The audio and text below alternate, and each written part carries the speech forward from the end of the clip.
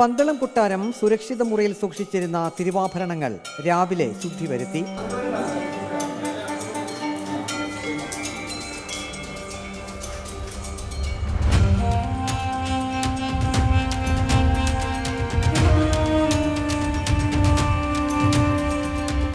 തുടർന്ന് അശുദ്ധിയില്ലാത്ത കുടുംബാംഗങ്ങളുടെ നേതൃത്വത്തിൽ തിരുവാഭരണ പേടകങ്ങൾ പുറത്തെടുത്ത് തിരുവാഭരണ ഘോഷയാത്രാ സംഘത്തിന് നൽകി.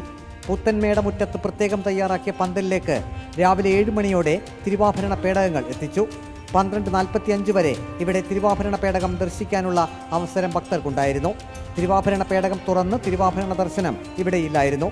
1 മണിക്ക് തിരുവാഭരണ പേടകങ്ങൾ വാഹക സംഘം ശിരസിലേറ്റി ഘോഷയാത്ര പുറപ്പെട്ടു.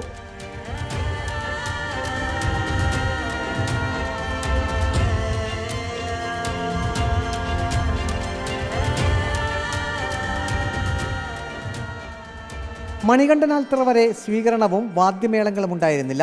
കുളനട ഭഗവതി ക്ഷേത്രത്തിൽ തിരുവാഭരണ പേടകം തുറന്ന് തിരുവാഭരണ ദർശനമുണ്ടായിരുന്നു. ഇവിടെ വൻ ഭക്തജന തിരക്കാണ് അനുഭവപ്പെട്ടത്.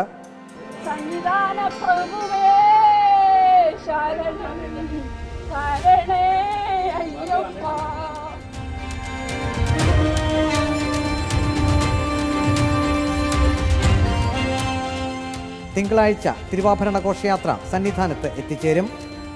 Team reporter, Pathanamthitta.